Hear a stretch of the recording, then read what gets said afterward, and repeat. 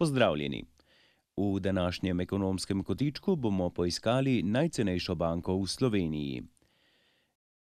Banke nove komitente vabijo z različnimi oglaševalskimi akcijami, vendar so razlike med stroški poslovanja pri različnih bankah lahko občutne. S prehodom od najdražje k najugodnejši banki lahko na letni ravni veliko privarčujemo.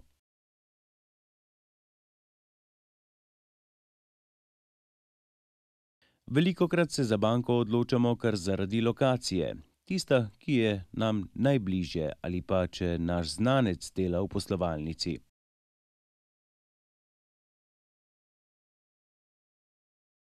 Glede na to, da je zamenjava banke preprosta, prihranki pa so za potrošnika na letni ravni lahko zelo veliki, smo preverili, katera banka je najbolj ugodna.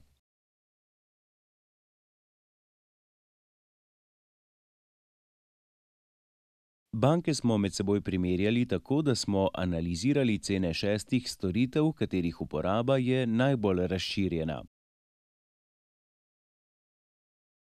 Treba je poudariti, da marsikdo vseh storitev ne uporablja, vendar smo s primerjavo želeli prikazati cenovne razlike med bankami.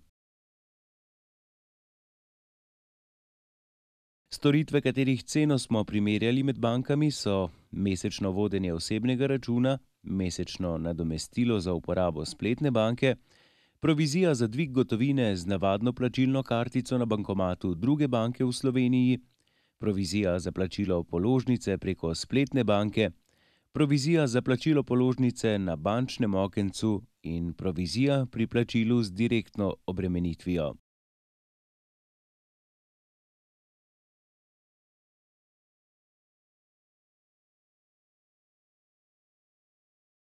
Predpostavili smo, da potrošnik vsak mesec plača 5 položnic preko spletne banke, 5 položnic na bančnem okencu in 1 položnico z direktno bremenitvijo, ter da enkrat na mesec dvigne gotovino z navadno plačilno kartico na bankomatu druge banke v Sloveniji.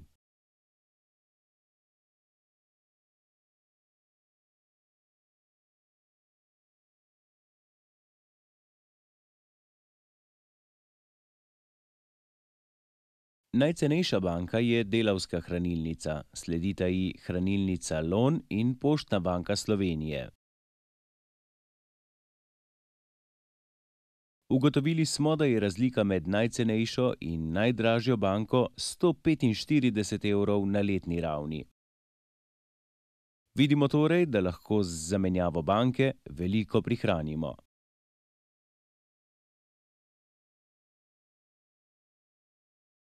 Marsikdo se boji zapletov, vendar so postopki zamenjave banke zelo preprosti.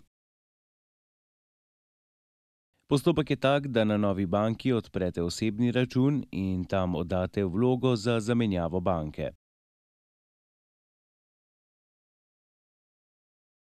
Z vlogo za zamenjavo banke novo banko pooblastite, da obvestijo staro banko o odpovedi pogodbe.